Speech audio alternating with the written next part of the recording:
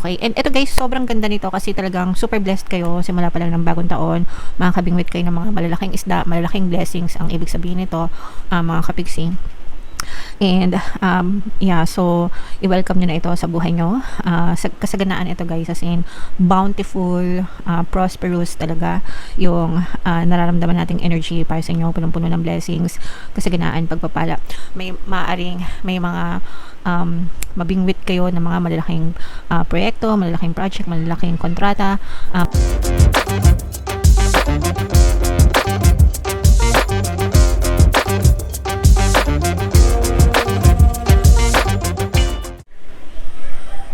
Hello guys, hello Scorpio, welcome back to Pinoy Pixie tayo.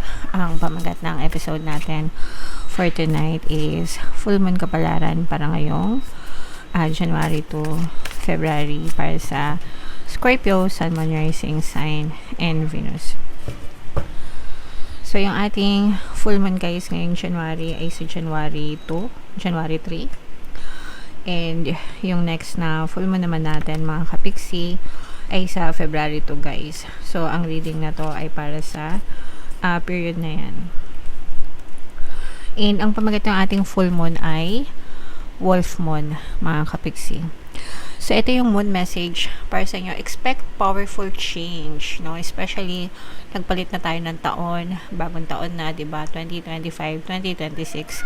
So, i-expect nyo na magkakaroon ng mga magaganda and positive na changes or pagbabago sa buhay nyo as long as magbago din kayo, guys.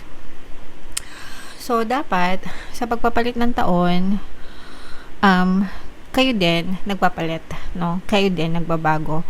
Kung hindi nyo nagustuhan yung mga nangyari sa inyo nung nagdaang taon, you can always change it. Pero, kayo sa inyo magsisimula yung mga pagbabago sa mga habits nyo, sa mga pattern of thoughts nyo, sa mga pag-uugali nyo, sa kung ano yung fino-focus ng attention nyo. Doon yan magsisimula, guys, no? Mag-develop kayo ng mga magaganda and positive habits na makatulong sa sarili nyo, di ba? Unahin nyo sa mindset nyo. Unahin nyo sa kalusugan nyo, mga kapiksi. Unahin nyo sa pagkakaroon ng disiplina, di ba? Yung mga maliliit na bagay, guys, kapag sinimulan nyo yun and kapag ginawa nyo yun ng paulit-ulit, doon magfo-form yung habit, mga kapiksi. And kapag na-form na yung habit and discipline, mag-autopilot na kayo. Dadating yung time na automatic na sa inyo. Hindi nyo na kailangan magpaka-positive kasi positive na kayo. No? Nagets nyo ba? Sa simula lang naman mahirap magpaka-positive kapag ka nakasanayan nyo maging negative, guys. Pero kapag ka na-develop nyo na yung habit ng pagiging positive, always, everyday, automatic na yan, next time na, natural na yan sa inyo, kahit hindi na kayo sabihan na think positive, palagi nang ganun yung ginagawa nyo kasi na-form nyo na yung habit. So, yun yung importante, yung pag-form ng mga tiny habits. Guys, yung Atomic Habits, no? Basahin nyo yung book na yon.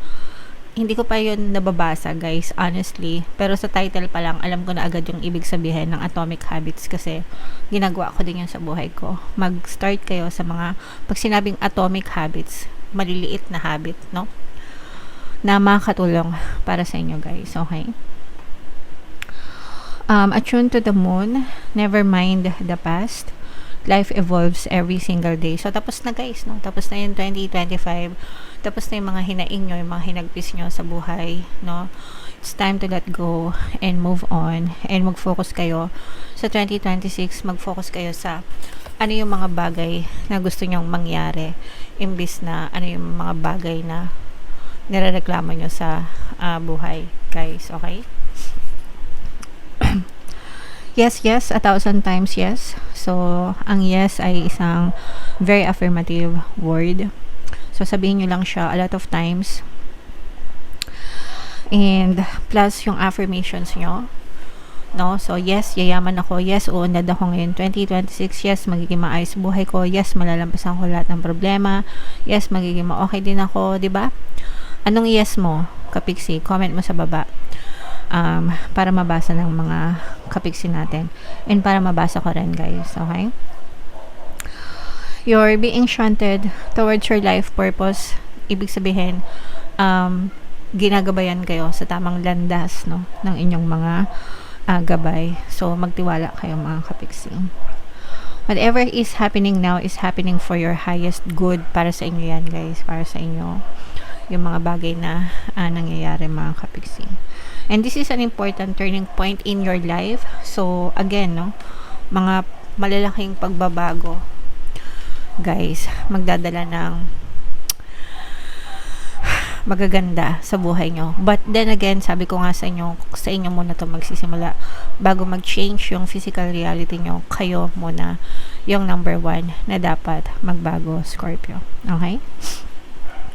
So, comment down below if naintindihan nyo and if naka-resonate kayo, Scorpio. Shuffle natin to, guys. Hanapin natin yung energy ng Scorpio habang sinashuffle ko to. Panoorin nyo muna yung video natin regarding sa ating paano mag-manifest ng abundance video course. Kapiksi, sawa ka na ba sa mga struggles at hirap sa buhay mo? Masipag ka ba at masikap sa buhay ngunit hindi ka pa rin umaasenso?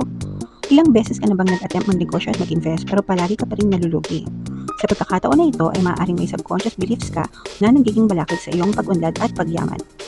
Introducing, paano mag-manifest ng abundance video course.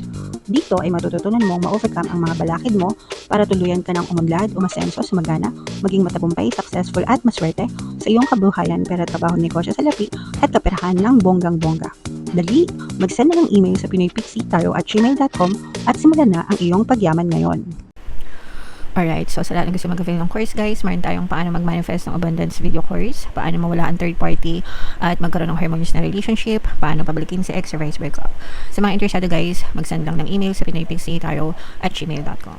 And sa mga naghahanap, guys, ng pampaswerte na lucky charms o lucky bracelet, aventurine tsaka citrine, yung recommended ko, guys, ito yung mga sample. May makikita kayong mga link sa description box, guys. So, Scorpio, kayo ay represent ng King of Cups. Ito yung ating moon energy. Meron din ditong presence ng air sign, Aquarius, Gemini, Libra. For some of you, maaaring may air element kayo sa inyong natal chart or you may be dealing with an air sign, mga kapiksi. So, this is both negative and positive. Unahin natin yung negative, guys. Yung iba sa inyo, mga kapiksi, no, meron pa kayong mga emotional pain. And itong mga emotional pain na to, nag-cause yan ng trust issues sa inyo. Ibig sabihin, nawawala na kayo ng tiwala sa ibang tao dahil sa mga pananakit na naranasan mo last year, mga kapiksi. Pero sabi nga dito, 'di ba? Move on. Ano nga yung sabi? Past has passed. Nakalimutan ko na. Yung sinabi ko sa kanya, never mind the past, no? Never mind the past. Life is changing every day. So, kung meron pa kayong mga emotional pain, and kung grabe yung naranasan nyo, it's justifiable naman, no, na talagang may mga emotional pain kayo. Pero, kapag ka nagpatrap kayo sa ganitong sitwasyon, kayo lang din yung magsasuffer, kayo lang din yung mahihirapan. So, focus on your healing, guys. And sa channel natin, meron tayong Ho'oponopono and self-love na subliminal. Pwede nyo pakinggan yon, guys. Makakatulong para maging ma-okay kayo sa inyong pamumuhay, mga kapiksi. Alright? Okay. And ito, guys, sobrang ganda nito kasi talagang super blessed kayo simula pa lang ng bagong taon. Makakabingwit kayo ng mga malalaking isda, malalaking blessings ang ibig sabihin nito, mga kapiksi.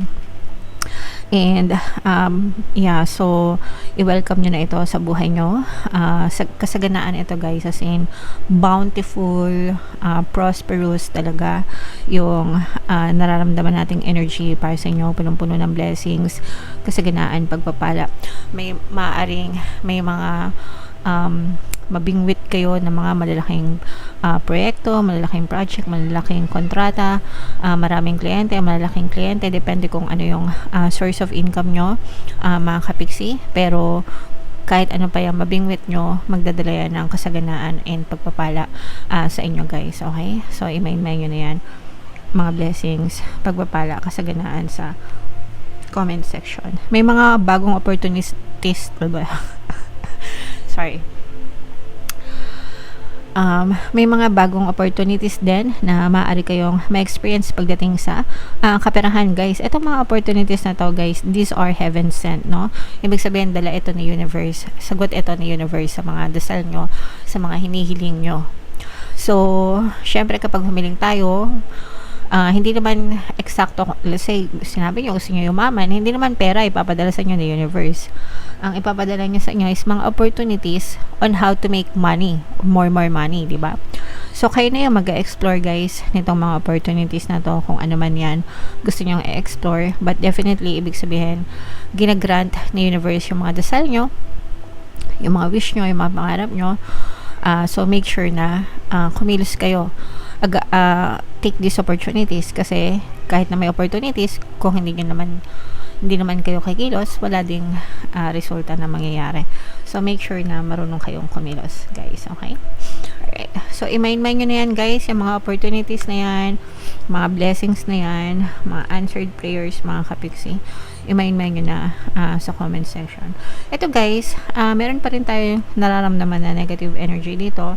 Guys, makakapag-manifest pa kayo ng ito, guys, parang mga tinik nyo pa to ng nakaraan kasi nga sabi ko sa inyo, 'di ba? Meron pa kayong mga emotional pain na pinagdadaanan. And yung iba sa inyo hindi pa kayo completely na nakaka-move on dito. And parang nagiging pattern na rin ito and nagiging cycle nyo na rin itong kahirapan na to. Pwedeng kasi nga hindi kayo nagmo-move on or nahirapan kayo mag-move on, sa isip nyo paulit-ulit na nagre-replay yung mga negative na nangyayari sa inyo, and that makes it harder for you to move on, guys. Pero kung hindi nyo tutulungan nyo sarili nyo na maka-move on, parang magiging endless cycle lang ito sa inyo, Scorpio. Yung iba sa inyo, guys, medyo nasa depressed mode na kayo. Comment down below if naka-resonate kayo. Mental health, maaari nagkakaroon kayo mental health issues, guys. So, you have to take care of your mental health din, guys. Hindi lang physical health yung kailangan natin pagtuunan ng pansin, even yung emotional and mental. Yung mental tsaka emotional talagang palagi magkarugtong yan kasi yung emosyon nyo palaging sumusunod sa iniisip nyo, mga kapiksi. So, and kahit na anong advice or anong tulong, even kahit may mga professional pa na tumutulong sa inyo, pero number one na makakatulong sa inyo dito ay sarili nyo lang din, guys, kasi kayo lang yung nakakapag-control ng isip nyo, mga kapiksi. So, focus on positive thoughts, guys. Meron tayong Tagalog guided meditation, pampawala ng stress and anxiety. Pwede nyo pakinggan yun, guys, if meron kayong mga mental health issues na pinagdadaanan para makatulong kahit pa paano gumaan-gaan yung pakiramdam nyo, guys.